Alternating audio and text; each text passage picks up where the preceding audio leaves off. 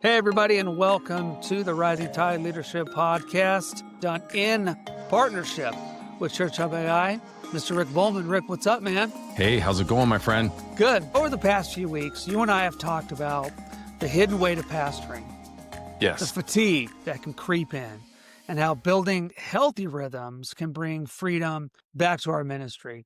Today, we're continuing on the Freedom Framework miniseries with something that all of us as pastors deal with, and that's letting go. And so for our audience out there, this week's episode is called Multiplying Leadership, the Art of Healthy Delegation. And so Rick's going to unpack why delegation isn't just about getting things off our plate, shirking responsibility. It's really about the art and the science of discipleship. So when you release control, you create capacity, not just for yourself, but for the entire church. Rick, let's get right into it. Sounds The first good. question that I have is, last week we talked about building margin. How does delegation fit into that whole conversation? Yeah, that's a great question. You see, margin and delegation, they go hand in hand. You can't have margin if you are still trying to do everything yourself. Most pastors start off, doing it all. They're preaching, they're counseling, they're doing the graphics, they're mowing the lawn. And before long, they're drowning in good things that keep them from the God things. So delegation is what allows you to breathe again. It's not losing control. It's sharing responsibility. I mean, think about it. Jesus modeled that. He sent out 12, right? And then the 72. He didn't just multiply ministry, he multiplied ministered. And that's the heart of it. When you delegate, you're not just lightening your load, you're actually raising up others to lead. Some pastors hear the word delegation and they think it sounds too corporate. So Yes. Yeah. how do you connect delegation to ministry and discipleship? Yeah, I get that. Delegation can sound like business language, but it's deeply, deeply biblical. Jesus didn't hand his disciples a to-do list. He handed them authority. Delegation in the church isn't about efficiency, it's about empowerment. So when you hand someone responsibility, you're trusting them to carry part of the mission. That's discipleship.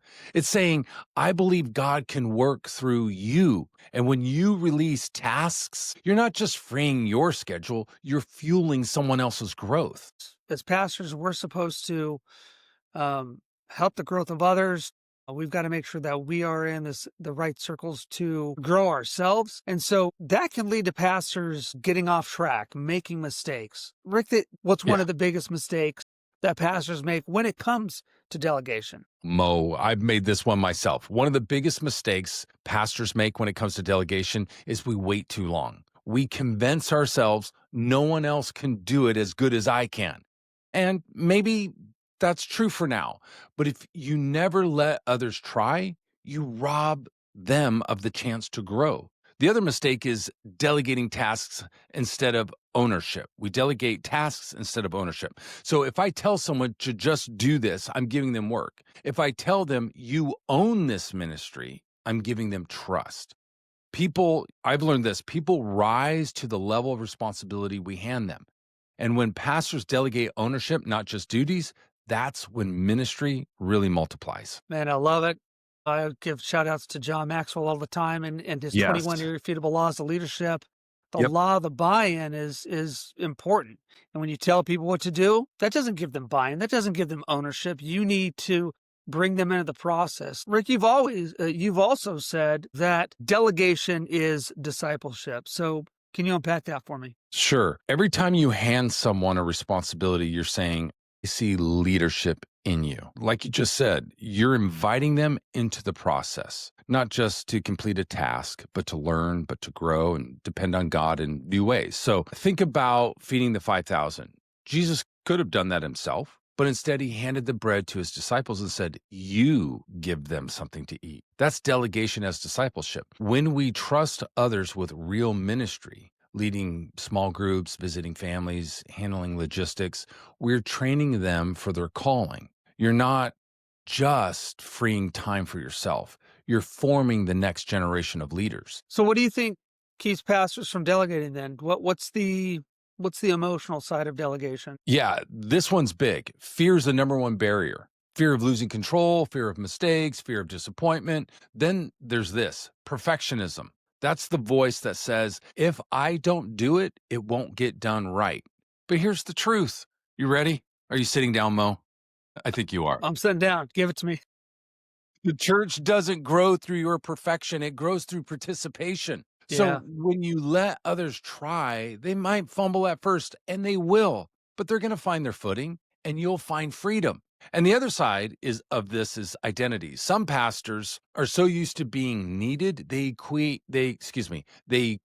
doing everything with being valuable. But your value isn't in your busyness, it's in your obedience. Delegation is obedience. It's obedience to the biblical model of shared leadership. Yeah, I know a lot of pastors who are trying to be busy so that people can see that they're doing a lot. Yes.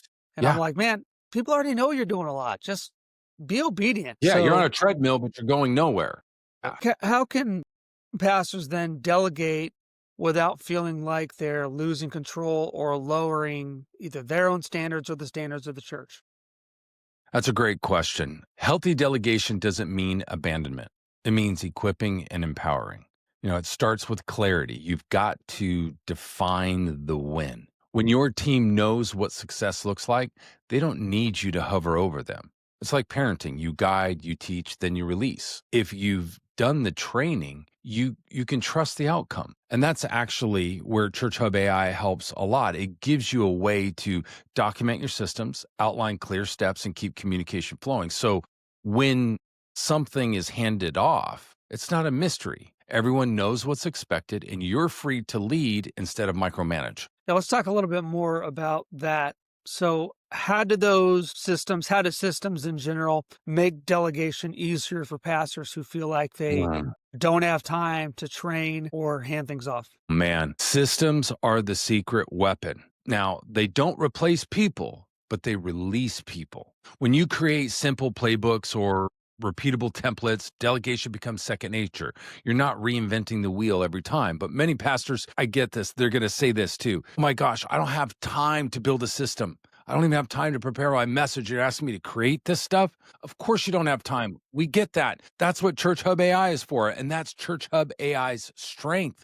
It helps you build those systems, scheduling volunteers, creating communication templates, writing curriculum, even generating training material for all your ministry departments and teams.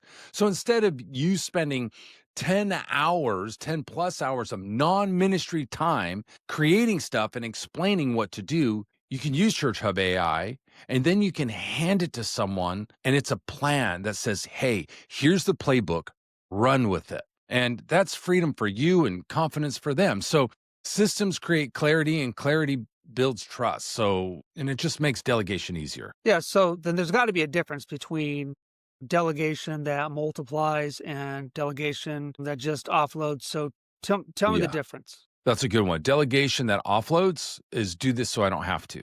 That's what that is. Very simply. Delegation that multiplies says do this so you can grow. One's about relief, the other one's about reproduction. See, when you delegate with discipleship in mind, you're building leaders who build leaders. And yes, it's slower at first, but it's exponential later. And that's the same principle Jesus used. I mean, he spent more time with 12 than preaching to thousands. Why? Because multiplication happens through people, not projects. So the goal isn't to have fewer things on your to-do list. It's to have more people on mission with you. Man, I would love to have less things on my to-do list Yeah. and And more just and more more people people doing that it. to help, right? Absolutely. I want the to-do list to grow, but I want people to grow with the to-do list. Yeah, that's true. Yeah. I don't want it to grow just with me because I'm like, man, I feel like things are Yeah. falling off my to-do list. So there's a pastor listening out here today, Rick, and man, they're like, I just feel overwhelmed. I want to let go, but I'm kind of afraid too. So what for a pastor who feels overwhelmed, what can they do Yeah. this week? I'd say start small. Just pick one thing that drains you. Maybe it's scheduling volunteers or writing announcements or organizing events, whatever it is, hand it off and don't wait until it's perfect. Just do it. Give someone else a shot and walk with them. Again, they're going to fumble, but that's part of growth. And then use tools like Church Hub AI to make the process smoother. Build a template, create correspondence, or outline the steps so that these people you're handing these things off to, they can succeed. And when doing that, you're going to be amazed at how freeing it is when you realize ministry keeps going even when you're not doing everything. So the truth is this: Jesus doesn't need you to do it all. He invites you to lead others who can. And that's how multiplication happens. That's how the church grows. And honestly, that's how your soul breathes again. Man, I love it. Delegation. It's not about losing control. It's about multiplying your leadership. Pastors release control. They make space for God to raise up new leaders. Pastors, it's your job to do that. And if you're having trouble, then you should check out Church Hub AI or something like it. A sneak peek for next week. We're talking about redefining success in ministry. So don't forget to tune into that. Check out Church Hub AI. Check out Rising Tide. Don't forget to sign up for our newsletter. It's free. We'll give you all the good stuff. And Rick, I'm really enjoying these conversations, and I look forward to the next one, man. Thanks. Yeah, it's good. Thanks, Mo. All right.